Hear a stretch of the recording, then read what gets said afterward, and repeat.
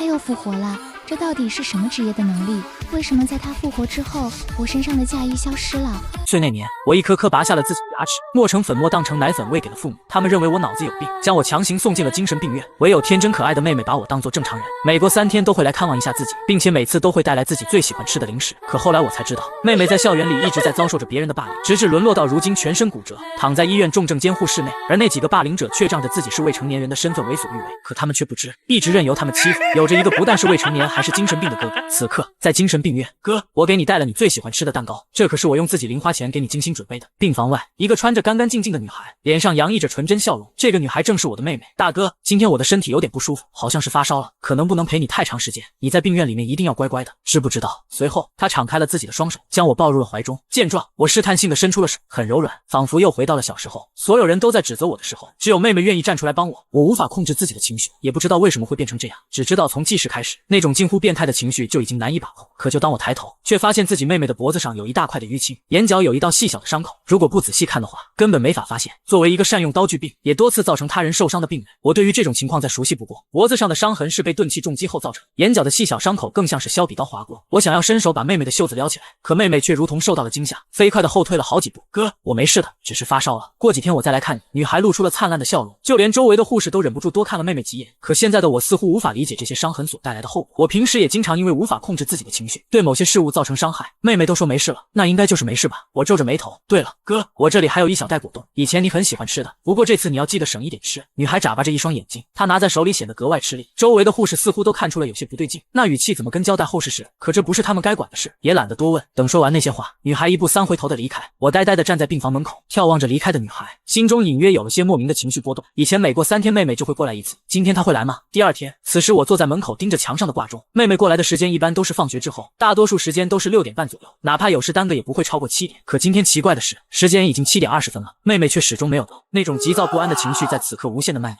仿佛有什么重要的东西从内心深处被剥离开来。时间定格在了晚上2点，我的脸色有些阴沉，回到房间，躺在床上辗转难眠。可隔天傍晚的时候，妹妹依旧没有来。更奇怪的是，父母每过1个星期都会过来一次，今天就是星期日，在早晨父母就该来了，但到了傍晚都没有看到他们的身影。是我已经被放弃了吗？我感觉自己的身体很痒，用手不断的抓挠，那种痒仿佛深入骨髓，让我有一种近乎抓狂的错觉，甚至到了最后开始用脑袋撞击巧克力。也不知道过了多久，我的额头早已鲜血淋漓，我却犹如一台冰冷机器，不知疲倦，直至因为用力过度最终失血导致昏迷。医生看着我在病床上双目空洞，没有半点感情色彩。医生眉头皱得很紧，你父母这2天有点重要的事要处理，所以耽误了，等他们处理结束一定会来看你的。至于你妹妹，只是感冒发烧了，相信很快就会康复。我的眸子动了动，又归于死寂。随后医生又让人给我打了2支镇定剂。一切结束过后，才带人离开了病房。只是生病了吗？我从床上爬了起来，想起自己妹妹说过是发烧，很快就会好起来。我的父母或许就是因为妹妹生病的缘故，所以才没过来看我吧。心中如此想着，却仿佛有另一个灵魂正在撕扯中。你妹妹可能已经出事了，你虽然是一个精神病，可你父母这么多年来都没有放弃，哪怕你妹妹发烧，留下一个人看着就行了。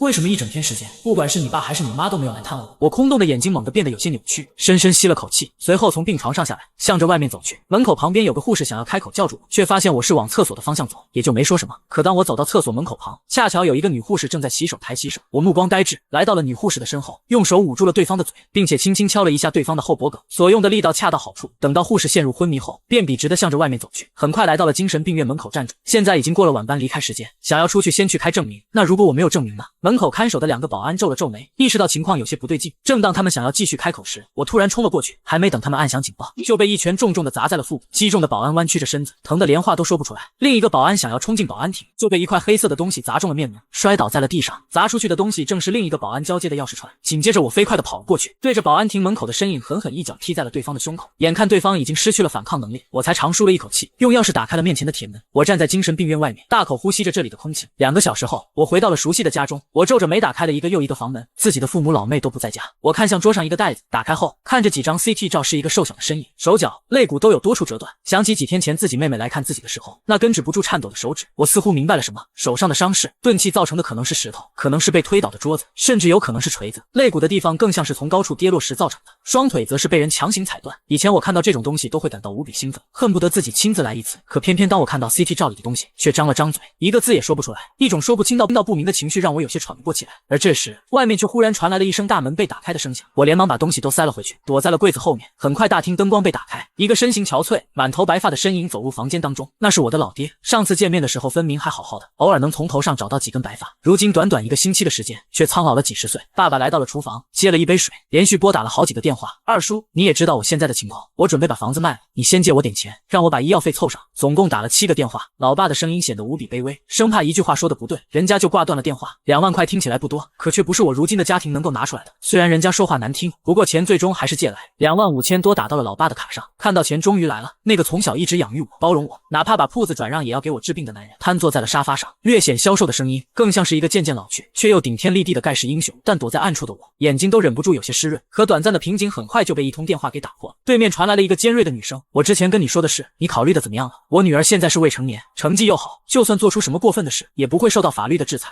你最好识相一点，不要到时候钱拿不到，还耽误了你女儿的治疗。”听到那个女人的声音，老爸狠狠地捶了一下桌子，似乎愤怒到了极致。医药费我已经凑齐了，这件事我们没完，凑齐了，你们家什么情况你自己不知道，这次只是2万，可后续的手术费呢？10万、20万，甚至是40-50万也不是没有可能。我劝你最好不要因为自己的意气用事，耽误了你的女儿。给我滚！老爸歇斯底里地喊出了这句话，那边传来了不屑的嘲笑，电话也被挂断了。很快，老爸又推门出去，应该是去给妹妹交医药费。躲在柜子后面的我在黑暗中悄无声息地走了出来。以前我并不明白未成年是什么含义，可就在刚刚，我听到2人的对话又变得似懂非懂。那我15岁是不是也算未成年？我挠了挠头，然后直接翻身又从窗户爬了下去。我爬下去的同时，不远处传来了一阵东西掉落的声音，远远看到一个女孩带着几个年纪相差不大的男孩，掉落的东西正是一种红色的喷气。当我走出去的时候，发现外面的墙壁上喷满了各种肮脏的字眼。我皱了皱眉头，还依稀能听到那个蓝衣服女孩和几个男孩传来的咒骂，都躺在医院还不安生，这种人就应该死在医院里，把我们带到警察局又有什么用？说完又喷了几个字眼在墙壁上。当我走出来的时候，他们还不以为意。我劝你最好当作没有看见，不然等会倒霉的就是你。女孩拿着手中的喷漆对准了我，可再看清楚我的容貌，居然和躺在医院的陈可儿有几分相似。她忽然想起陈可儿曾经说过她有一个哥哥，只是大家从来没有见过。眼见已经被发现，带头的女孩非但没有害怕，反而戏谑喊了几声，带着人跑了，嘴里还带着哦哦的欢呼声。其中一个男孩更是对着我竖起了中指。我的心中不知为何，一股莫名的情绪涌上心头，随即我闭上眼睛深吸了一口气，嘴角露出了一个残忍的笑容，悄无声息地跟了过去。不过这群人明显也很聪明，在一个拐角处的时候直接就分散。我没有去追那几个男孩，反而一直盯着拿着红色喷漆的女孩，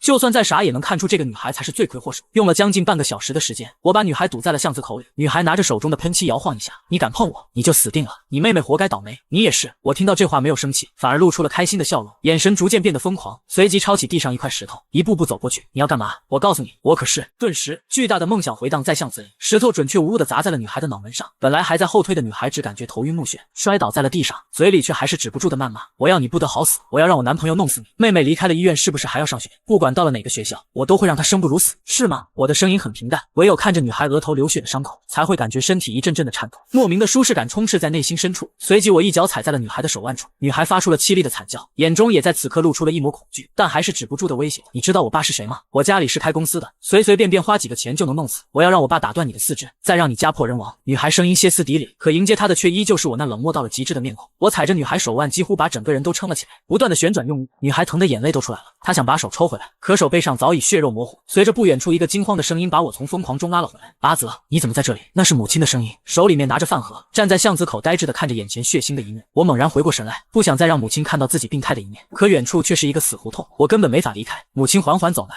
没有因为我疯狂的一面而感到害怕。妈，我声音颤抖，很想捂着自己的脸，又怕冲出去被母亲拦着，最后撞伤了母亲。外面的女人却只是红着脸伸出了自己的双手，上前抱住了我的脑袋。近乎病态的我在此刻清醒过来，被踩断手腕血肉模糊的女孩更是趁着这个空档爬起身，疯狂地向外面冲去。我要让你们不得好死！女孩声音尖锐，居然和房间里打电话给老爹的那个女人声音有几分重合。母亲也认出了个女孩，由起初的痛苦变成了愤怒，随后又不甘心地流下了泪水。儿子，妈妈对不亲也对不起你的妹妹，都是妈妈的错，没有保护好她。满脸泪痕的母亲伸手抚摸着我的脸，我没有吭声，就这么依偎在母亲的怀里，直至10几分钟后，母亲似乎想起了什么，我还得给你妹妹送东西，你先回去。可回去是回哪里？精神病院吗？母亲明显也想到了这个问题，似乎是刚才我的疯狂让她害怕我做出更多病态的事，连忙叫了辆的士，亲自把我送回了精神病院。当我回到精神病院，看着外面满含泪水离开的母亲，我没有吭声，只是长长呼出一口气。周围的护士也看到了我鞋子上沾染了血水，以及我低垂着的脸，一个两个都不敢上前。而我在回到了病房后便开始一言不发。等到隔天早上的时候，精神病院外来了很多的人，其中一个穿着西装的男子推开了面前白衣大褂的医生，拿着一沓关于我的文件和病历，甚至这个穿着西装的男人来到了我的窗户外面，眼神怨毒地盯着里面的我。我才发现这个男人和昨晚的女孩很像。男人拿起了一张照片，指了指上面的女孩，验证了我的猜想，我会让你生不如死。虽然听不见男人的声音，可我却从对方的口型当中分辨出了那句话的意思。面对男人的威胁，我却只是爬起身来，走到了窗户的边缘，缓缓裂开了自己的嘴。森白的牙齿，毫无感情色彩的眸子，在灯光照耀下露出一半白一半黑的面孔。身穿西装的男子倒退了一步，眼神又变得如同鹰钩，哼了一声便转身离去。是昨天晚上那个女孩的父亲，我只是踩断了他的手，他就这么生气。可我妹妹却全身多处骨折，至今躺在病床上，生死不明。我笑得很开心，如同一个魔鬼。片刻后，男人走了，可医生的桌面上却放着好几大钱，以及一张支票，支票上大写的50万。白衣大褂的医生似乎也在两者间不断的挣扎。此时傍晚8点钟，一个医生拿着一个吊瓶，轻手轻脚打开了房门，看着里面沉睡的我，眼中的复杂不言而喻。可最终他还是把吊瓶挂在了墙上，异常熟练的抽出了针头，连接好管子对准了我的手背。在昏暗的环境下，白衣大褂医生瞄了很久，正准备扎下去，我冰冷的眼眸骤然睁开，脸上浮现出了古怪的笑容。见此一幕，正准备动手的医生莫名的恐惧感涌上心头，他站起身，刚想后退，一双偌大的手掌就已经抓住了他的衣领，巨大的力气让眼前的医生根本无法反抗。他想呼救，却被死死捂住了嘴巴。接着，刚才那个针管就刺入了医生的皮肤，他挣扎了几下，随后身体开始发软，出现手抖、心慌、头晕等症状。我抬头，赫然看到玻璃瓶上写着胰岛素几个字。等到医生不再挣扎，我抱起对方的尸体回到了医务室。或许是因为对方提前安排的原因，不管是外面的护士又或者是摄像头都已经看不见。本来是想置我于死地，没曾想去变相的帮了我一把，清理了所有的痕迹。我再次把针管插入医生的手中，随即转身回到了自己的病房。大概3点多钟，医生与护士的尖叫划破了寂静的夜空。死亡的医生被人发现，外面来了许多人，只有我待在病房里，手中拿着一张50万的支票。警方来了，很快开始调查事情的事，但因为医生王阳提前做过布置，根本调查不出任何问题。最后事情也被耽搁下来，毕竟这里是精神病院，如果其他的护士护工没有问题，就只有最后一个原因是精神病干的，哪怕他们想追究也会困难重重。经过了一整晚的折腾，人终于走了。隔日天刚刚亮，我和往日一样坐在门口凳子上呆呆看着外面，直至父亲的到来才让我的神情有了些许的变化，似乎是一个多星期没见再次看到我。老爹的眼神有些湿润，最近家里发生的种种变故让他心力憔悴，甚至很有可能连我在精神病院所需的费用都无法补齐了。老爹上前一把就抱住了我，眼泪不自觉从那张满是皱纹的脸上滑落，被抱住的我心中隐隐有了些许涟漪，伸出手拍了拍老爹的背。老爹反应了过来，呆呆地看了我好几秒，似乎没想到自己这个精神病儿子也会安慰他。你之前回过家里对不对？我点头。老爹叹了口气，桌子上的东西你看到？我没有吭声，但从目光中的轻微变化，老爹也猜到，你妹妹现在还在医院重症病房，身上多处粉碎性骨折，是爸爸没有用，保护不了你们，也给不了你们富裕的生活，但爸爸的能力就只有这样。阿泽，对不起，昨天晚上来了一个男人，穿着西装在窗户外一直盯着我，跟我打伤的那个女孩长得很像，或许是因为我是精神病的缘故，年纪又不大，哪怕报警了也无法出面，所以对方并没有选择报警，反而是用钱收买了精神病院的医生。只是众人没有想到我没有出事，反是医生当天晚上死了。听闻此话，无比了解自己儿子性格的陈永正似乎明白了什么，随后拍了拍我的肩膀，眼中又闪过一缕挣扎，可始终握着拳头没有吭声。最终他还是深深叹了口气，相比于曾经的儿子，现在的我已经改变了许多，起码没有动不动就情绪失控。也正因为这4年的变化，让他们对我这个儿子重新产生了希望。你妹妹的事你不用管了，爸爸会有自己的处理方式。我没有吭声，只是低垂着头，把整张脸都埋进了阴影当中。如果老爹你处理不了，过来把我接出去啊！陈友正仿佛听到了最不可思议的事情。我知道，我都知道，你想帮爸爸，也想帮你的妹妹，但我不能把你毁了。老爹又在病房里足足陪了我半天的时间，父子俩聊了很多。今天我的情绪格外稳定，根本就不像是精神病人，反而像是正在读高中的孩子。而这一切不过是我极力压制自己的情绪吧。片刻后，目送老爹的离开，我这张一直埋在阴影里的脸终于露了出来，本该平静的脸逐渐变得扭曲。半个小时后，我低垂着头悄无声息离开了房间。等到换班结束，护士从窗外看到床上被子里扑起了声音，我从外面一处没有监控的隐秘围墙爬了出去，再次呼吸到那股清澈的空气。随即我来到一座戒备森严的别墅，悄无声息潜入其中，手中不知何时多了一把银白色的手术刀。等我来到一栋8号别墅后，透过窗户看到里面有一个身影，恰巧周书雪拿出了自己的手机，用语音在群里说道：你们明天去医院看看那个贱女，最好能把氧气管给拔了，那个贱人的哥哥伤了我，我也不能让他好过。发完这条语音，周书雪躺在了床上，露出了满足的笑容，却就是这一段话让我在外面恰巧听见。昏暗的月光下，银白色的手术刀闪烁着令人窒息的光泽，躺在床上的周书雪似乎感应到什么，迷迷糊糊扭过头去。当她看到我的脸时，下意识瞪大了眼睛，惊恐的想要发出声音：你要干什么？这么做是犯法吗？你们伤害我妹妹的时候有没有想过犯法？我一个箭步上前，踩住她的手，周书血疼的发出了刺耳的尖叫，又被一巴掌打在了脸上。紧接着我揪住她的头，如同拖死狗般拖进了大厅里。这时外面忽然传来了安保的询问：周小姐，没事吧？听闻周书雪想要呼救，可脖子上冰冷的手术刀却让她感到心寒。没事，房间里有老鼠。听闻此话，外面的安保说了几句有事呼救后就离开了。看到一切恢复正常，我抓着周书雪的头发一路来到浴室，开始在浴缸里放水，等到水放满了，直接对着周书雪的头淹没在了浴缸当中。过了半分钟左右，再把她拉了出来。周书雪呛了好几口水，她双目怨毒地盯着我，可我却只是背对着浴室的灯光，露出了一个病态的笑容。周书雪才想起来眼前的人是一个精神病，我错了，你放过我好不好？我肯定让我爸妈把你妹妹的医药费补上，以后再也不找人去你家里搞事情。只要你放过我，我可以当做这件事没有发生过，就当是我和你妹妹的事情一笔勾销了。而且欺负你妹的也不止我一个人，那么多人欺负她也不缺我这一个，为什么你一定要为难我？面对周书雪的话，我一声不吭，再次把她的脑袋摁进了水面。过了1分钟左右，周书雪在水里拼命的挣扎，见状，我抓着对方的头发猛地拉了出来。周书雪瞪大了眼睛，却听到外面传来一阵阵骚动，几个安保的声音传入耳中，就是里面了。刚才我们听到有一些奇怪的声音，总感觉有些不对，所以报了警，你们进去看看是怎么回事。随后门锁开启的声音传入耳中，我也没有急着杀了周书雪，因为我要眼前的这个女孩承受跟自己妹妹一样的痛苦。随即我抬起自己的右腿，狠狠对着周书雪关节处踩了下去，关节处的骨头应声碎裂。我又抓着对方的头发一下又一下的撞击在墙面上，凄厉的惨叫哭喊响彻整个浴室。我又用手中的手术刀挑断了她的脚筋。此刻周书雪已经恐慌到了极致，我错了，求求你不要再折磨我，我给你妹妹道歉还不行吗？放过我好不好？而此刻我跑到了阳台，对着地面一跃而下。警察破开了房门，看到的就只有浴室里惨不忍睹的周书雪。此刻的周书雪还没从惊恐中回过神来，嘴里还在不断呢喃着，我错了，求求你放过我，我再也不敢了，我一定会去给你妹妹道歉。哪怕是见多识广的警察见到这一幕也是忍不住倒吸了一口凉气，这是谁干的？多大的仇，把人折磨成了这样。10多分钟后，一辆救护车把人送往医院，周书雪的父母也得到了消息，很快来到她所在的病房，看着插着氧气管双目空洞，脸上隐隐还带着恐惧的女儿，身穿西装的男人一拳打在了墙壁上，似乎想到了什么，绝对是他，除了他不可能有第二个人了。很明显他已经从警察那边得到了些许线索，心里大概已经猜到的是谁，老周到底是谁？自从上次女儿受伤后，每次我问你，你都不说，现在女儿都成这样了，你还要瞒着我吗？老周也只能无奈从公文包里取出了一沓文件，递到了面前女人的手上。女人打开文件，看着里面的内容，也是忍不住心惊肉跳。11岁被送进精神病院，4年时间总共伤了80多人，在整个精神病院里，哪怕有着20几个护工轮流监督，都看不住这样一个孩子。而就在这时，不远处一个穿着白衣大褂推着一个小车走了过来，麻烦让一让，该打消炎药了，否则伤口感染，后果不堪设想。随后就从老周和女人的面前推着车进入了病房，紧接着便取出针管插上针头。我只露出了额头眼睛，但躺在床上的周书雪却一眼就认出我，还没等她开口呼救，我就捂住了她的嘴巴，手中针管的液体悄无声息注入她的血管。周书雪挣扎了一下，随后双眼往上一翻，便再也没有了动静。而我注射的只是一种较为普通的药物，名叫福奎诺酮，会引起部分不良反应，精神失常就是其中之一。等我注射完药物向着外面走去时，老周抬起头对上了我的眼睛，两人错身而过。他只觉得我有些眼熟，却一时想不起来是谁。直至我走远，他又看了一眼病房内的女儿，现在却躺在床上一动不动，就像是个木乃伊一样。老周纵横商场多年，碰到过的事也不计其数，瞬间察觉出了女儿的不正常，连忙推开门，并且按响了旁边的呼叫铃，把医生给叫来。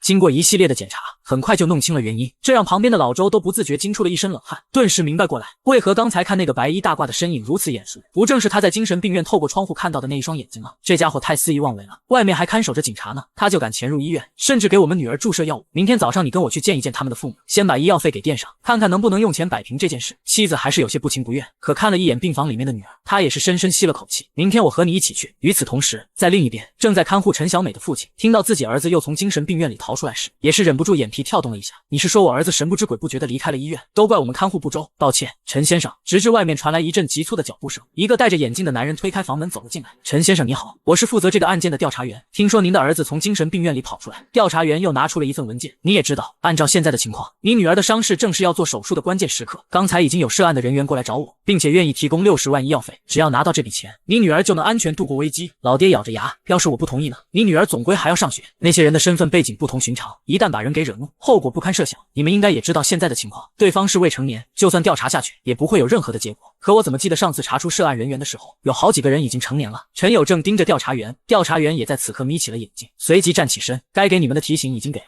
如果你们执迷不悟，又或者再闹出什么乱子，影响我们的声誉，别怪我们翻脸不认人。说完，调查员便起身离去，顺着医院走廊进入了电梯。他来到1楼的时候，我刚好用之前他们收买医生的那张50万支票，给自己妹妹交完了医药费。先前我也听到了对方说话的态度，甚至不用听到最后，就知道这个人是来干嘛的。等到办理好手续，那个人刚好走到门口，我跟了出来，见到对方上了一辆黑色的轿车，车。如果我没认错，开车的人正是周家的司机。随即我大步流星地走了出去，来到车窗旁，用手敲了敲几声过后，加上我穿着白衣大褂，假装的调查员以及司机还以为我有什么事，降下了车窗。是在这时一拳打在了调查员的脸上，直接把他打得眼冒金星，鼻血狂喷。随之我又飞快地打开了车门，手持一把冰凉的手术刀顶在了司机的背后。见状，司机也意识到我不对劲，只能硬着头皮把车往前开。半个小时后，在一处荒废的工厂，两人被我给绑了起来。我拿着手术刀毫不犹豫扎穿了司机的手掌，司机发出一声凄厉的惨叫：“哥，你别扎了，我害怕，害我妹妹的一共有多少人？”问到这里，不管是调查员还是司机都顿住，就见到我的刀再次举了起来，而且对准的还是调查员。见状，调查员心中咯噔一下，连忙大喊：“7个以上！除了周书雪还有谁？”我只知道有一个姓王，是王氏集团的小公子。我捏着下巴，这些年我一直被关在精神病院，对外面的事情根本不清楚，什么王氏集团我也不认识。又将调查员松开后，让对方写出地址以及对方常去的几个地方，这才眯着眼睛再次把他们绑好，随后自顾自的出去，开着外面那辆黑色的轿车疾驰而去。与此同时，在酒吧一条街，我盯着一家名为朦胧月色的酒吧看着时间，时间一点一滴的过去，终于定格在了午夜2点40分。几个喝醉酒的声音围在14、15岁的少年身后，嘴里说着一些恭维的话。王少，上次在学校的时候看到你把那个女孩打成那样，居然都摆平了，就是今晚更是豪掷千金，连酒吧里面的经理都看呆了。要是我有王少一半的实力，后半辈子就能高枕无忧。被恭维着的少年神情迷离，却也很享受这种被恭维的感觉。想起那个被打伤的女学生，丝毫感受不到愧疚，反而因为上次被请到了警察局，内心深处更是记恨上了陈小美。可惜了她那天没有从了我，否则的话现在也不会那么惨。就一个穷人家的人被我们玩，应该是他的荣幸，我没有嫌他就不错了。而这时不远处，一个高大黑影一步步向他跑来，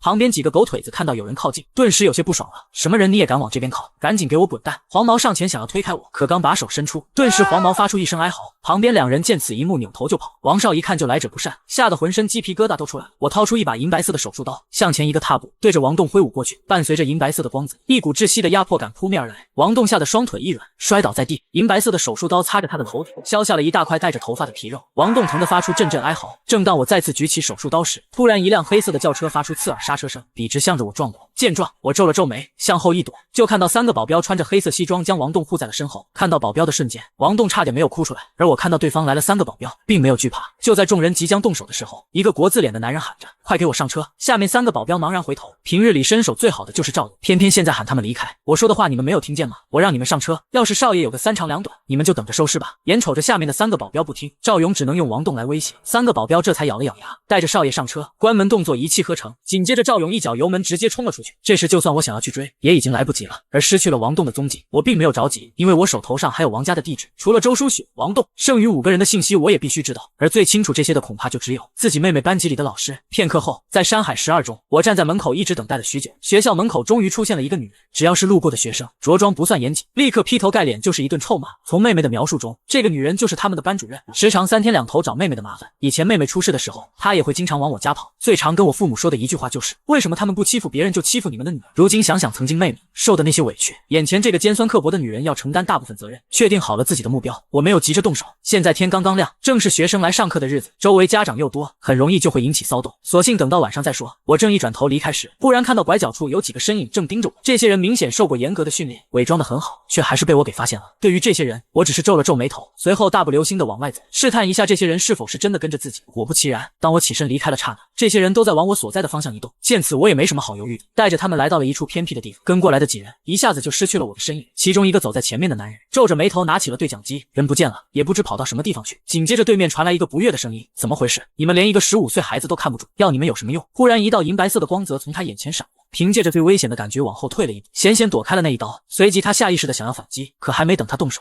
又是一道银白色反光，吓得他再次向后一跳。可那锋利的刀光接踵而至，凌厉至极，就连旁边的几个保镖看到这种场景也是忍不住眉头跳动一下，想要出手。可我出刀的方向滴水不漏，他们尝试着想从后面围攻我，可我却突然一个加速，与相隔5米的保镖经理擦肩而过。紧接着保镖经理发出一声凄厉的惨叫，随后对方腹部便被切开了一条细长的口，保镖队长应声倒地。跟过来的几个保镖吓得头皮发麻，他们顿时便散开了，只剩我拖着保镖经理开着之前的黑色轿车向着郊外疾驰而去。紧接着我正在路边摊购买了不少吃的，随后又来到了郊外废弃工厂，看着里面依旧被绑得严严实实的司机和调查员，我将吃的东西丢在了地上，又从车里把那个保镖经理给拖了下来。至于他那腹部的伤口，我刚才也买了针线还有酒精，目前我需要从这些人的身上得到更多有用的情报，当然不会轻易弄死他们。随后我强行缝合保镖经理腹部的伤口，酒精没有经过任何处理就倒在了伤口上，那种剧烈的刺痛让保镖经理发出痛苦的哀嚎，从昏迷中醒了过来，大口喘着粗气。当他抬头看向我时，却是对上了一双冰冷到极致的眼神。特别是看见他腹部翻开的伤口，我那嗜血般快要抑制不下去的样子，不由得让他打了个寒战。缝合好了伤口，保安经理孙耀阳忍不住提醒了一句，旁边两人明显也认出了孙耀阳的身份，全都露出了惊恐莫名的神情。这人正是王家5个里面身手不凡其中之一的孙耀阳，多次帮王氏集团的董事长死里逃生，就是这么一个堪称恐怖的人物，却被我切开了父母带回到了这间废弃的工厂。光是想想就让两人头皮发麻。而这时我回到车上，又拿出几条拴狗用的绳子，将保镖经理也绑了起来。见状，心中颇有傲气的孙耀阳气得浑身发抖，感觉自己受到了羞辱。除了这些东西，我还买了好几只兔子都放在车上。我这段时间离开了精神病院，身上的镇定剂逐渐失效，有一段时间没有吃药，脑海中另一个声音出现的幅度也越来越快。我怕自己遏制不住另一个邪念，变成彻头彻尾的疯子。想要释放这种感觉，就必须要有一个宣泄的渠道。那些兔子毫无疑问是最好的选择，我也没有顾虑在场。三人将车里的兔子全都搬了下来，看着这些兔子，我下意识地咽了咽口水，眼中近乎癫狂的神态再也遏制不住。接着各式各样令人心寒的动作手段，让旁边的司机和调查员都忍不住胃中一阵翻滚，顿时对着地面干呕了起来。而孙耀阳的眉头跳动了一下，开始的时候他还以为我是用这种方式来威胁他，可渐渐他发现了不对，因为从我的眼神变化，他察觉着根本不是在威胁，而是在单纯发泄积压在心中的狂躁癫狂。如果这些手段以及发泄的方式落在他们的身上，孙耀阳光是想想就忍不住冒出了鸡皮疙瘩。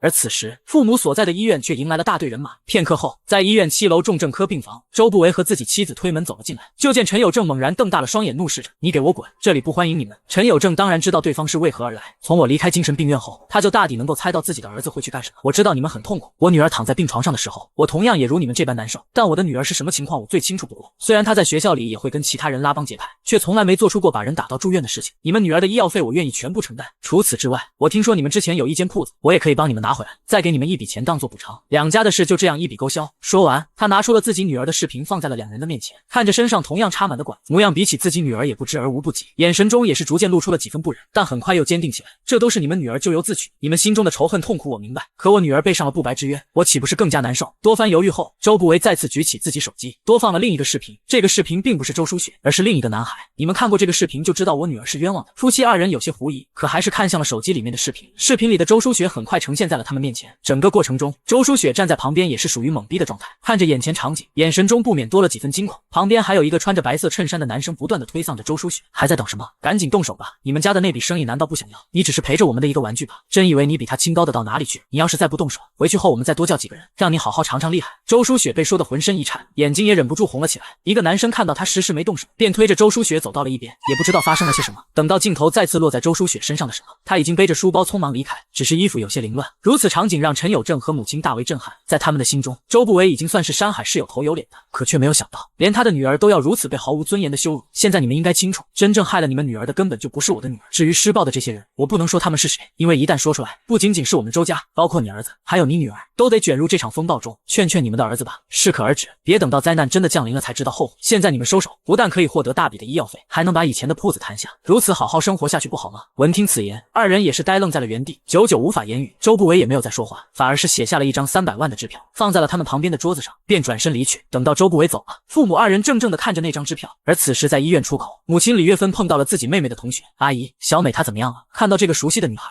李月芬忍不住眼睛一红，你怎么到这里来了？阿姨，我特意坐车过来的，不敢去医院，怕看到小美那个样子。我妈说千纸鹤代表着幸福和美好，可以祈福，希望小美能够快点好起来。我还带了祈福用的手链，我能亲手放在小美的枕头下面吗？当然可以，阿姨家就在前面，我们一起回去。可就当他们刚进入胡同口的时候，身后却传来一阵阵的骚动，紧接着7、8个男人将后面的巷子口堵死。看到如此场面，李月芬似乎意识到了什么，不要过来，这个小女孩是无辜的，她并不是我们家的人，你们让她回去好不好？其中一个寸头男冷冷看了一眼李月芬和小赵，恭恭敬敬鞠了一躬，对不起了，大姐，拿人钱财替人消灾，如果刚才这里只有你一个人，那肯定没有问题，但现在他也看到我们，我收了人家1000万，买你们全家人的命，对方的势力很强，不是我们能反抗的。我知道您的儿子现在依旧下落不明，我看过他的视频，身手很好，手段也极其残酷，如果改天你儿子真的找到我，我也愿意给你们偿命。男人提着刀，相互间的距离也越来越近，有什么事是过不去的？你们都是清白之身，又何必掺和到这种事业？面对李月芬的质问，寸头男人身体顿了一下，我老婆欠了赌债，一双儿女至今下落不明，他们让我填上这700万的赌债，如果办成这件事，我不但能把钱还完，将自己儿女妻子带回，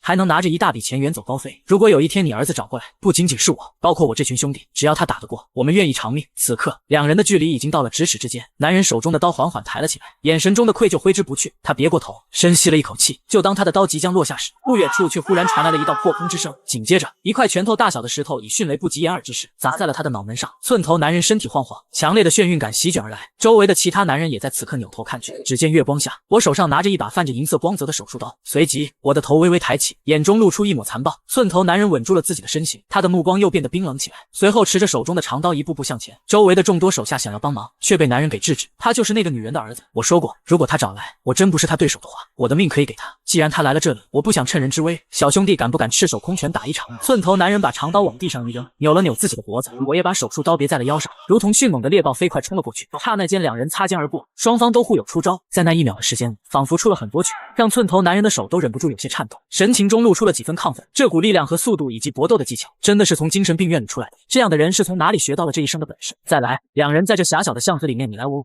拳头打出去的速度在夜色的加持下几乎已经看不见，但不可否认，两人不管是近身搏斗还是出拳对轰的力量，都出乎了所有人的意料。有一个手下瞥了一眼地上的李月芬与小赵，刚想抬起自己的拳头以此来威胁，就听到寸头男人在打斗中怒吼：“住手！我孙龙哪怕是一条过江龙，想要这笔钱也会用正面的手段拿下。若是我死了，那是我技不如人。如果你们用这种手段，简直就是在侮辱老子！”说完又一拳打了出去，这一拳的力道很大，打在了我的肩膀上，我被打得手臂发麻，甚至开始无力垂下，可却丝毫没有因为受伤感到害怕和恐惧，反而因为疼痛变得更加兴奋，出拳的速度也越来越快。面前的孙龙紧咬牙关，一拳拳的交换中，两人都被打得遍体鳞伤，直至孙龙被一拳打在脑门上，后退了好几步，双方的战斗才在这一刻算是静止了。孙龙大口大口的喘气，刚才近距离的搏斗已经耗光了他体内的所有力气。老大，不管怎么说，我们都是一起的，就算他打赢了你，却不代表他能从这里把人给带走。说完，剩下的几个人一窝蜂的冲了过来，我从腰间摸出了那把银白色的手术刀，在众人来到面前的刹那，手术刀也出去了。我的动作没有半点停留，在几个人的围攻下，劲从容的杀了过去。当我来到那几个人的对立面，来到孙龙的面前，我那把手术刀更是轻轻抬起，顶住了孙龙的脖颈。只要我微微用力，孙龙就得命丧于此。就当那把手术刀即将割破对方的喉咙，却有一道声音呼的传来：“儿子，不要！”说完，母亲就冲了过来，短暂的提醒让我从杀戮中回过神来，皱着眉头看了眼被银白色手术刀顶着的孙龙，又看了一眼不远处倒在血泊当中的几个人。母亲伸出手，轻轻把我的刀摁了下去，对旁边的孙龙说道：“你有没有想过，这就是别人给你下了一个局？你的妻子和儿女无缘无故欠下那么多的赌债，又无缘无故有人来找你，紧接着就是做这些事情。”他也觉得对方说的有几分道理，他老婆并不是烂赌之人，突然间输了7、800万，但凡是个人都会觉得不对劲。可就算如此，我的妻子和儿女都在对方的手里，我依旧没有反抗的能力。孙龙握紧拳头，狠狠砸在了旁边的墙壁上，只恨自己没有本事。李月芬又继续说道：“以你的身手，只要愿意调查，总能找到你妻子还有儿女的信息。再者说了，就算你真完成了他们吩咐的任务，你就敢确保他们一定会让你活着离开，而不是在海外再把你解决？毕竟这种事一旦泄露出去，后果不堪设想。你的妻子儿女回去后，若真有什么问题告诉你，以你的性格，恐怕也不会放过对方。那么你活着就是一个麻烦，一个不确定的因素。他们为什么不把你杀了，还要花一大笔钱让你离开？”李月芬说的有理有据。孙龙忍不住倒吸了一口凉气，声音都变得有些颤抖。那现在要怎么办？他仿佛也开始乱了方寸。最后还是李月芬说道：“我儿子的本领你应该看到。”孙龙点头，起码比我强。如果你们2个联手，你说找到了你妻子儿女的线索，有没有可能把他们救回来？孙龙挠了挠头，不可思议地看向了旁边的我。这家伙就不像是一个正常能帮自己的。如果不是李月芬阻止，他毫不怀疑这家伙会把他们全都杀了。儿子，我知道你肯定心里不乐意，今天的情况你也看见了，爸爸妈妈没有你的本事，你妹妹还躺在医院。如果这样的事多出现几次，你敢保证下次爸爸妈妈还有妹妹就不会出事？你能保证每次都能准时过来把我们救下？听闻此话，我沉默了。我确实不能，也分身乏术，但如果你有一群志同道合的朋友，那他们是否会袖手旁观？我依旧没有吭声。你放心，只要你能调查出你妻子儿女的情况，相信他会帮忙的。孙龙嘴角一抽，现在似乎也没有第二个选择。阿姨放心，正好我这群手下受伤了，就让他们去你所在的医院疗伤，有他们在，哪怕挡不住对方，也能拖延1、2。有了这句话，李月芬也就放心了。此刻，在郊外的工厂，关在里面的3人被绳子绑住，突然外面有脚步声传来。孙龙看了一眼旁边的我想和他打一场，咱俩打一场，如果你赢了，接下来让你好过点，想吃什么老子给你买。孙耀阳也不是孬种，否则当不了王家的左膀右臂。只见他扭了扭脖子，毫不犹豫冲了过去，两人出手的速度同样很快，不到1分钟的时间，孙耀阳被打倒在地，脸被打得高高肿起，半天爬不起来。他心中感到无比的震撼。孙耀阳并没有反抗，伸出手再次被绑在了柱子上。走上前的孙龙去拍了拍他的肩膀：“你小子有点本事，当然也和你腹部受伤也有可能，就算你的伤势好，一样在我手中过不了10招。”说完，孙龙心满意足地坐在了旁边。一夜的时间转瞬而过，我起来看了看旁边的孙龙，该起来了。躺在地上的孙龙一愣，拿出手机看了一眼，这才4点多，天还没亮呢，起来干什么？昨天晚上你去找我妈的时候，是谁联络了你？又是在什么地方？该去找这些人算一算这笔账了。听到这话，孙龙才回过神来，他也需要去找那些人，弄清楚自己老婆和儿女的信息。立刻强行打起精神，跟着我上了车。半小时后，一处偏僻村庄的小型别墅，中年男人正在书房中看着几个手机，手机内陆陆续续来了不少信息，直至一个女人从外面走了进来。刘哥怎么这么早就起来了？孙龙消失了，他那群手下如今在医院中并没有执行我们的命令，里面恐怕发生了意外。而此时手机突然响了起来，就当他想要拿起其中一个手机查看里面的信息，忽然听听见外面传来一阵骚乱，紧接着是咒骂以及东西被推倒的声音，随即发出好几声惨叫，所在的房门更是被人一脚踢开，巨大的力道踢得整扇门摇摇欲坠。随即我拿着银白色手术刀冷冷看着里面的他们，更恐怖的是，我的另一只手还拖着一具身体。紧接着下面再次传来一声巨响，楼梯口很快又走上来的一个人，手里拿着一把大刀，目光阴沉地看着他们，就是那个姓刘的。他和我接的头，刘哥眉头颤抖了一下，想要拿起其中一个手机通风报信，嘴里还止不住地说着，话还没说完，我就已经冲上前去，一把抓住了对方的头发。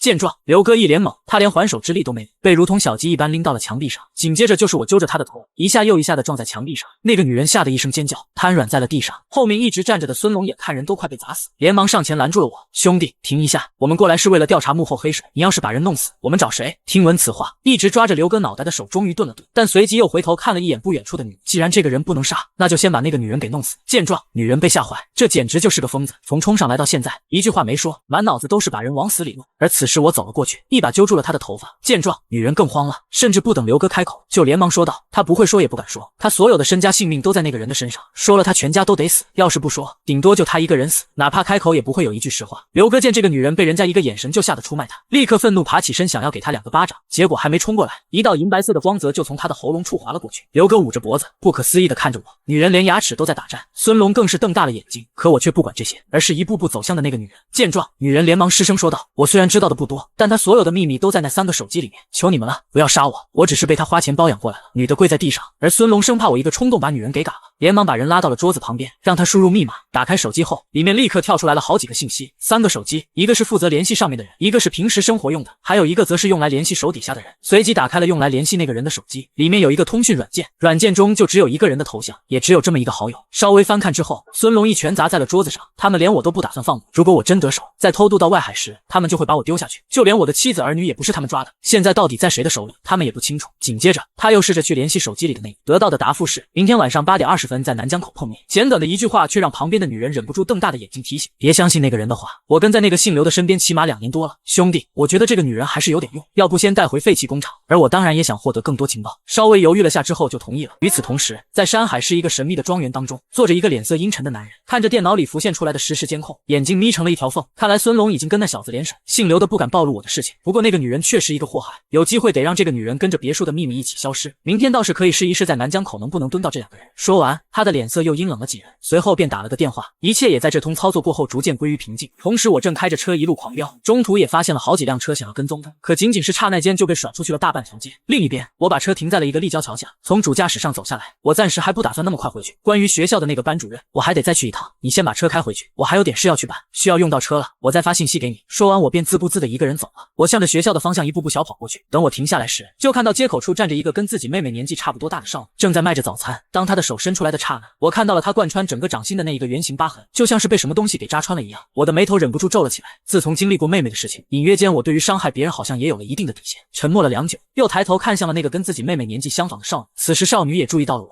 当看清我的面容后，忍不住身体一个哆嗦，拉着早餐车就想往巷子里跑。可下一秒，因为动作太大，那个小车子上的东西散落一地，少女也倒在了我的面前。我不知道该说什么，也不知道自己该怎么做，我只好默默消失在了街道上。少女则愣愣看着我离去的背影，眼中的恐惧尚未完全消散。如果她没有记错，小时候就是这个人用一根铅笔扎穿了她的手掌，导致她的手永久性损伤。与此同时，在学校门口我蹲了1天时间，也不知是不是那女老师得到了消息，已经不来学校。随即我从凳子上起身，低着头离开了学校。如今已然很晚，我也懒得再跑回破旧的工厂，打算随便找个地方好好休息一晚。城中村的附近有一条酒吧街，我穿过这条街，缓缓走进了那片略带几分混乱的地方。结果前脚刚进来，就又碰到了早上卖早餐的少女。少女手里拿着一些碟子碗筷，从一家餐馆里走出来。曾经被刺穿了的右手在捧着那些东西的时候，都会忍不住的轻轻抖动。少女明显也看到了我，后退了几步，见到我向她走来，她吓得都快哭了出来。而我并没有吭声，只是从女孩的身边走了过去，仿佛从未有过半分的交集。少女松了口气，不敢靠近这个曾经伤害了自己的男孩。她当然也听说了我是个彻头彻尾的神经病，生怕再次被我给害了。而走过去的我其实并没有走远，因为再次碰到这个少女的时候，那种莫名的情绪再次蔓延于心中，让我忍不住用手摸了摸自己的胸膛，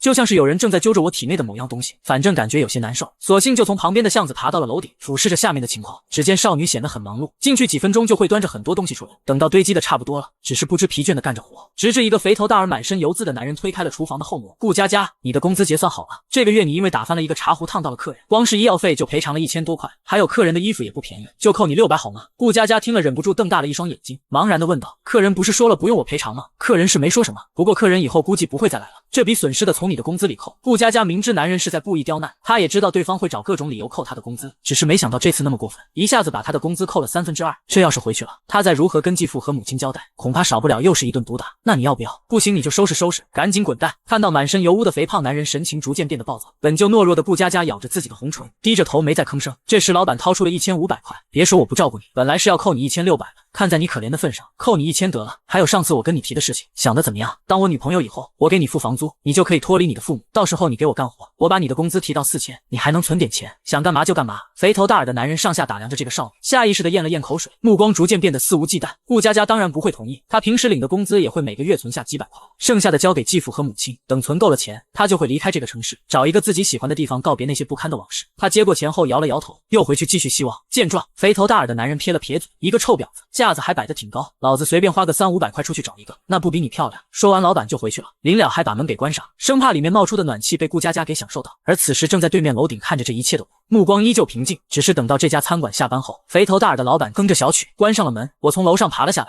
尾随着这个男人走进了不远处一条昏暗的小路。男人似乎有所察觉，当他回头的刹那，一个硕大的拳头瞬间砸在了他的脸上，巨大的力量将他掀飞，他被打落在地，发出凄厉的惨叫。我又连续补了好几拳，疼得他哭爹喊娘。哥，我错了，我是不是有什么地方得罪你？我认错还不行吗？求你不要再打了。我一把银白色的手术刀架在了老板的脖子上，你不就是想要点钱吗？我早给你就完了，你何必把我打成这样？老板都快哭出来，于是他立即将发完工资剩下的3万掏了出来，把身上一切值钱的家当全都给摘下，都在这里，如果你觉得不够，再去给你取。我却只是起身拿着这些东西默默地走开，拿到了胖老板手中的3万现金，加上我手头上原来的钱，差不多有6万左右。一路紧赶慢赶，终于找到了顾佳佳的身影，并挡在了她的面前。你要干嘛？小时候你扎穿了我的手掌，已经影响我一辈子，为什么你还要来为难我？一想到小时候他看到我一个人孤零零的玩沙子，挺可怜的，他过去想要和我一起，结果却被我一下子就刺穿了手掌，不由得眼眶又红了起来。我只是张了张嘴，不知道该说什么，于是我慌忙的从口袋里拿出全部的钱塞进他手上。顾佳佳也是看着那个钱愣了许久，再次抬起头时，人却已经消失了。此刻我给孙龙发去了消息，在原地等了大概1个多小时，孙龙终于到了。走吧，去哪里？昨天晚上孙龙用各种办法审问那个女人，可始终无法得到他想要的信息，同样也让他明白，想要从这些小喽啰口中得到关键信息几乎是不可能的事情。如果要知道更多，那就只能弄来一个比较有身份地位的存在，就比如手机里一直提到的那个人。去南江口看看周围地形以及情况。旁边开车的孙龙明白了我的意思，要是能把那个人给控制住，有的是办法让对方开口。于是乎两人来到了南江口，远处有一条大桥，把车停好后，我俩开始检查周围的情况，同样也发现了好几个身穿西装的人，大老远就开始盯着我，看来他们早就安排人在这里。我眯着眼睛检查了几次后，让孙龙开车离开。等到我们走远了，桥的对岸出来一个穿着运动服的男人，那两人就是堂哥口中的精神病，还有孙龙，街头的死了。昨天早上天还没亮就被人给抹了脖子，还有人联系了堂哥，说让我们在南江口碰面，就连诓骗孙龙也是赵哥的意思。现在孙龙明显知道了事情的经过，估计已经把我们恨上，可那个运动服男人却只是阴沉的说道：孙龙算个什么东西，也敢在山海市的地盘放肆，今晚你们安排好了，一旦发现他们过来，马上打电话通知我。我倒是很想试一试这位北方4虎之一的孙龙到底有何本事，至于我，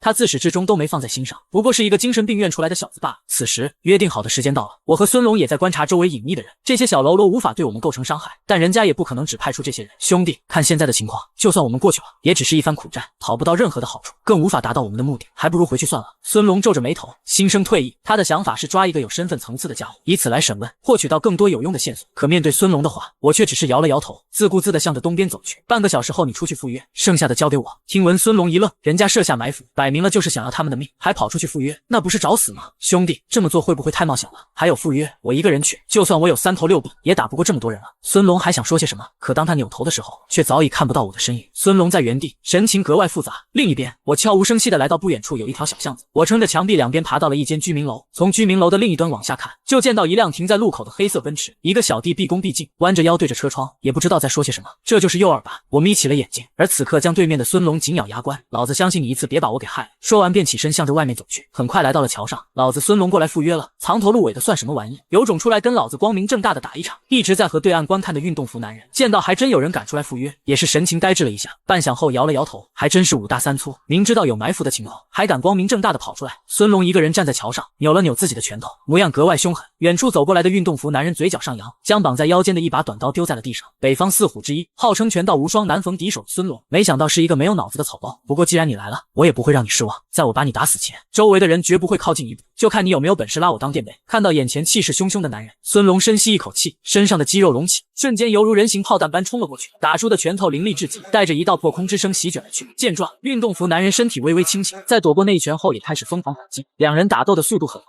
拳头是大力沉，普通人挨这么一下当场就得爆了。可偏偏两人在打斗的过程中硬生生接了对方好几拳，却依旧面不改色。而此刻我看了一眼孙龙所在的桥上，当即明白孙龙的身手相比运动服男人还是差了些。按照这个情况下去，恐怕不出20分钟就得力竭倒地。运动服男人不是善茬子，打赢了自然不会放过孙龙，不过却给我争取了时间。周围的人都撤走了，两边也没有埋伏，只剩下那辆黑色的奔驰，看来应该是没有问题。随即我翻身跳了下去，紧接着一拳打碎了玻璃，全部砸在了坐在车里男人的脸上，霎时间头破血流。见状，他的脸色变了又变，知道自己中招了。明面上孙龙是出来赴约，可实际只是吸引火力的人。那个精神病院出来的小子则找到他所在的这辆轿车。司机先生，你先拦着他，我给桥那边的人打电话，只要人来了，我们还能活。司机也不再犹豫，从副驾驶拖出一条钢管，打开车门走了下来，就看到不远处的我，缓缓从口袋里掏出了一把银白色的手术刀，对着远处的司机晃了晃，并且毫不犹豫刺向他的脸上。有志的人伴随着惨叫，男人肩膀被划出一道长长的伤口，脸上有志的男人也在此刻捂着自己受伤的手冲了出来，头也不回地向巷子对面跑去。面前拿着水管的司机看了一眼我，猛地咽了咽口水，他双腿一软，扑通跪在了地上。我只是一个司机，要是刚才我不答应的话，回去也活不成了。我不会拦你，只求你放我一马。说完磕了3个响头，但我只是冷漠地从司机身边走过，速度不快不慢，跟上了脸上有痣的男人，直至对方跑出巷子发出大喊的刹那，我倒握着银白色手术刀对准他的背后狠狠扎了过去。男人不断挣扎，可失血过多，声音逐渐变得虚弱，倒在了地上。我站在江的对面，目光冰冷残暴，将地上受伤的男人单手提了起来。桥上的打斗也在此刻接近了尾声，只见孙龙被打得面目全非，运动服男人虽然也有受伤，可相比于孙龙却好上不少。直至听到他们盛辉集团2把手的惨叫声，众人才愕然地回过头，发现我正握着手术刀架在男人的脖子上。见此一幕，嘴里止不住呕血的孙龙心想，如今自己的掌舵者被抓，除非在场的人不顾对方的死活，否则绝不敢再动手。你也知道，那小子从精神病院出来，当时你们那个姓刘的接头人还没来得及审问情报，就被那小子抹了脖子。我至今还感到有些遗憾，就是不知道现在这个被抓的有没有那么好的运气。孙龙也不装了，直接躺成了一个大字，心情放松了不少。运动服男人脸色黑得可怕，紧咬牙关看向了自己老板所在的位置，把我们老板给放了。今天的事情一笔勾销，我把孙龙给你还回去。可惜我并没有回话，只是把面前男人推倒在地，并举银白色手术刀毫不犹豫刺了下去，整个左臂被贯穿。男人发出凄厉的惨叫，运动服男人嘴角抽搐，显然明白孙龙的话是什么意思，跟一个精神病谈条件，简直就是脑子出问题了。孙龙，我可以放了，可如果我的老板出现意外，别说是你们2个，就算是你们的家人也会因此受到牵连。别以为孙龙那几个手下就能够护住他们的周全。运动服男人把地上的孙龙拉了起来，示意他赶紧滚，随后就这么站在桥上，眼睁睁看着孙龙跟我会合，并抓着他们老板走了，顿时发出歇斯底里的怒吼，迟早有一天我要把你们碎尸万段。此刻在山海市郊外，黑色的奔驰正在急速冲刺，坐在副驾驶上的孙龙来的路上也问清楚了身后之人的名字。当听到唐昊这2个字的时候，他的心也是剧烈的颤抖了一下。他想过能钓出一条大鱼，却没想到鱼会大到如此地步。唐家明面上的负责人，更是盛辉建筑集团幕后的狗头军师，曾多次在没有唐家的帮助下让盛辉建筑集团转危为安，更是没有利用唐家的权势就为盛辉建筑集团打下了无数的江头，曾经在山海市也是盛极一时。更重要的是，唐昊的妻子也是唐家在京派系当中一个重要的枢纽。倘若唐昊出事了，不管是盛辉建筑集团还是唐家乃至下面的诸多势力，恐怕都会陷入癫狂，引发的后果实在是太大。看着身上还不断流血，仿佛随时都会断气的唐昊，孙龙嘴角抽搐了一下，老弟，要不先把车停下，万一这个人死了，后果不堪设想。但我只是回头随意瞥了一眼，他暂时还死不了。我每一次出刀都避开了要害，起码在10几分钟内还能吊着一口气。听到我的话，孙龙确实张了张嘴，现在是死不了，可到达了目的地，没有足够的医疗气息，真的能把这个人给救回来吗？原本他确实想要抓一个身份地位都相当不错的存在，获取更多重要的信息，可问题是，当他知道这个人唐昊后，就有些后悔了。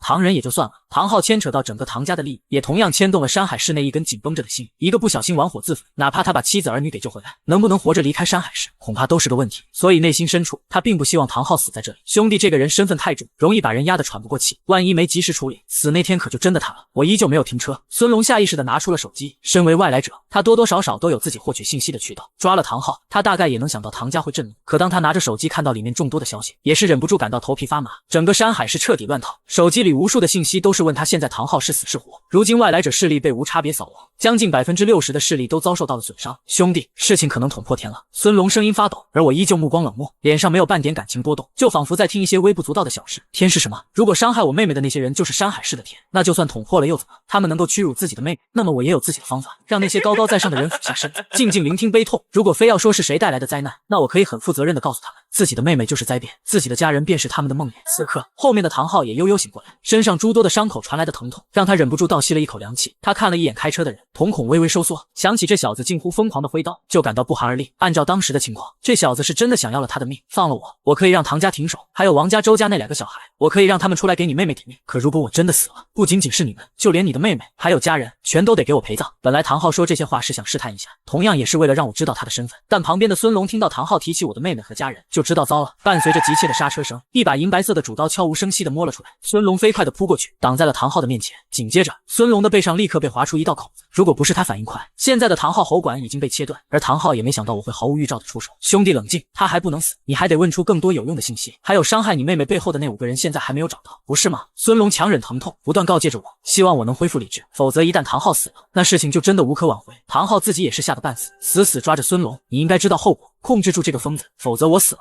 你还有你的妻子儿女是走不出山海市的。孙龙对眼前这个人恨极了，可他知道这个人不能死，起码现在不行。他小心翼翼地从唐昊身上爬了起来，伸手握住了那把银白色的手术刀，一点点压了下去。我们好不容易抓回来这么一个人，万一死了，我们怎么获得更多的信息？陈兄弟，你要理智，千万不要冲动。随着孙龙劝诫的声音以及微微用力往下压的手，我最后冷冷瞥了一眼唐昊，终于还是把手术刀别在了腰间。见状，不管是孙龙还是唐昊，都在此刻松了口气。唐昊也不敢再多说什么，生怕说错一个字又把这个疯子给惹急了。副驾驶的孙龙则是苦涩一笑，我劝你少说2句，上次那个姓牛的就是因为一言不合被划破了喉咙，你的那些话方法对我或许有用，可对于我兄弟，我劝你还是悠着点。很快车子开到了飞酒工厂，我又拿出东西给唐昊包扎了伤口，甚至在不用麻药的情况下将伤口进行缝合。唐昊不断挣扎，发出惨叫，直至疼得昏迷了过去。在场的其他人都下意识咽了咽口水，可终究在万般折磨过后，唐昊保住了自己的性命。现在时间也不早了，这个工厂距离市区虽远，但终归不太保险，该换个地方了。而对于我的提议，孙龙自然没有意见，很快把所有人绑好，强行塞进了车里，顺着眼前荒废的道路不断行驶，不知不觉来到了一处荒废多年的村庄。众人都来到了山上隐秘的破旧房子，我缓缓吐出一口气，看了眼依旧昏迷不醒的唐昊。可就当我来到奔驰旁时，却听到后备箱传来一声巨响，紧接着后备箱的门自己打开。见状，我拿着银白色手术刀缓缓走到后备箱，就看到里面有一个女子被五花大绑，看到旁边有人还拿着一把银白色的手术刀，女人当即露出了一股惊慌。别杀我，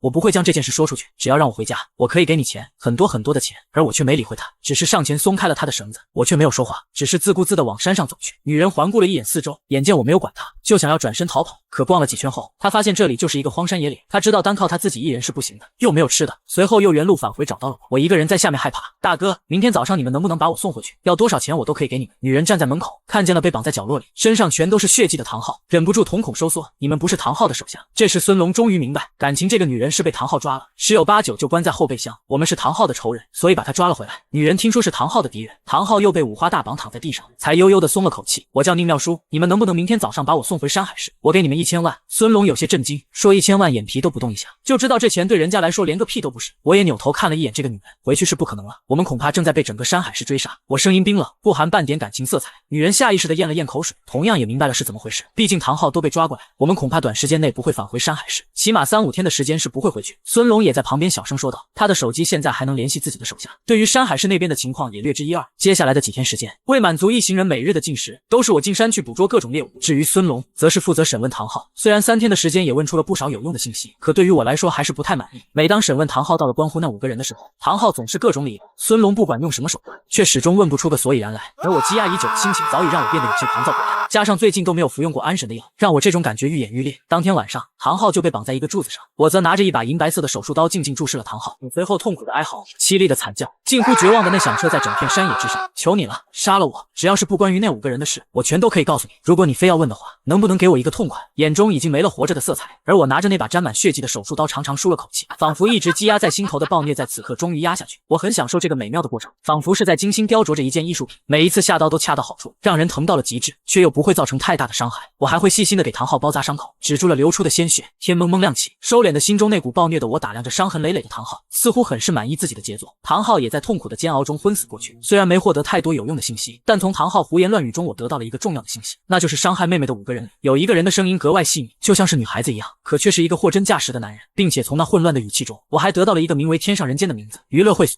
声音细腻，可却是一个男的。天上人间里面肯定有着不为人知的线索。我寻思着这2个重要的信息，随即向众人说道：我要回去一趟山海市。而去天上人间之前，我独自一人来到了一个弓弩射击俱乐部，并且按照自己的手感组建了一把复合弓弩和一个箭膛，绑在了自己的身上。等我再次出现的时候，却已经来到了王家的别墅了。周边全都是各式各样身穿黑色西装的保镖，光是看一眼我就明白，这些保镖恐怕是他们那几家特意找。不仅仅是这里，恐怕周书雪所在的医院都会严密把控。不过想要靠着这点人就让我知难而退，那唐家、王家、周家未免就太小看我。随后我便从一个隐秘的角落翻墙进入其中，再放倒了好几个保镖，确认周围没人看到，才慢悠悠地从窗户边缘向着3楼爬了上去。只见此时的3楼正亮着灯光，蹲坐着一个穿着白色裙子的女孩，旁边的王栋手里拿着一根长鞭，脸上逐渐浮现出畅快淋漓的大笑，隐隐又露出几分病态和疯狂。自从被我削去一块头皮后，他几乎成为了整个名流圈的笑话。每当照着镜子看着自己头顶丑陋的模样，他就恨不得把始作俑者剥皮抽筋。而跪在地上的女孩，仔细看的话，居然能看出些许陈小美的轮廓。也就是说，王栋专门花了大价钱找来了一个跟我妹妹很像的女孩，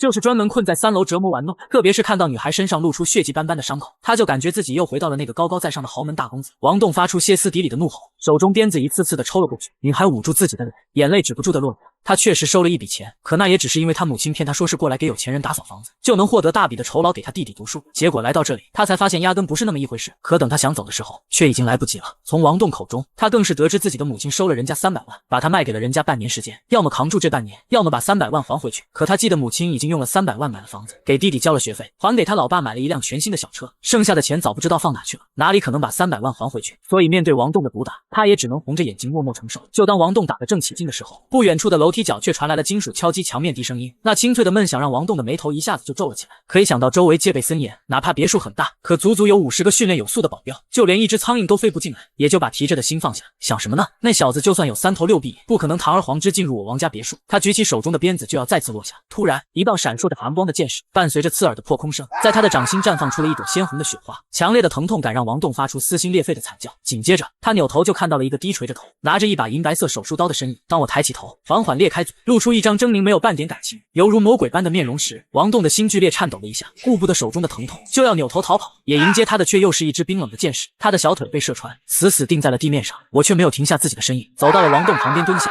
伸出手抓住剑尾用力的角度。王栋瞬间发出了杀猪般的惨叫。我又从不远处的桌子上拿起了一把剪刀，回到了王栋的身边，伸手紧紧抓住他的手。如果我没记错，我妹妹就是被你们打得无名指粉碎性骨折。提起这件事，王栋的眼睛瞪得更大，牙关都止不住打颤，声音颤抖且恐惧地说道：不要，我已经被你削去一块头皮了，要是再断掉一根手指，我就真的成废人了。那我妹妹呢？王栋张了张嘴，本想说你妹妹怎么能和我比，可想了想这些话说出口，她会比死还要难受。只要不剪我的手指，你说什么我都答应。我们家有很多的钱，周围的瓷器古董你看中什么随便拿。要是你想出气，旁边那个女孩，她家人收了我300万，你想做什么都行。可对于王栋的话，我却只是摇了摇头，手腕微微往下压，整根手指被剪了下来。王栋疼得刚想张嘴，我便举起那把剪刀狠狠对着他的喉咙刺了下去。他甚至连声音都没来得及发出，这样的手段让旁边蹲坐在地上的女孩吓得面色苍白。鸣鸦晃动的惨叫声很快惊动了下面的保镖，短短几分钟时间，伴随着一阵阵的骚乱，越来越多的人开始从楼梯口往上冲，而我则拿起那把银白色手术刀就堵在楼梯口。可当他们冲到楼梯口时，一抹银白色的光泽瞬间划破了冲上来的保镖喉咙。见状，所有人都停下脚步，但沉寂半刻后又全都冲了上来。而我面对这些人，则是从每一个人的缝隙中划过，总能找到致命的，让这些人一旦中刀就再也爬不起来。不知不觉，楼梯口已经堆满了密密麻麻的尸体，此举让所有人都停在了2楼，相互看去，谁都不敢上前。而我不屑地回过头去，抓起地上的王栋，便自顾自地开始下楼。随着我一步步靠近，保镖也在一步步后退。王栋张开嘴想要说话，可伤口疼得他一个字都说不出，只能祈求地看着那些保镖，希望他们可以上来救自己。但经历了刚才的战斗，他们一个都不敢上前，只能眼睁睁看着王栋被我一点点拖走，直至消失在了外面的树林当中。这时一个保安才拿出了自己的手机，将周围的视频拍下，给那边的人发了过去。紧接着就是一阵愤怒的咆哮传来，他肆无忌惮闯进了王家的别墅，在50个训练有素的保镖守护下，堂而皇之地带走了王栋。给我查查那个小子的住处，还有让盛辉建筑集团的人都到周书雪医院附近。我隐隐有种预感，王栋之后就该是周书雪了。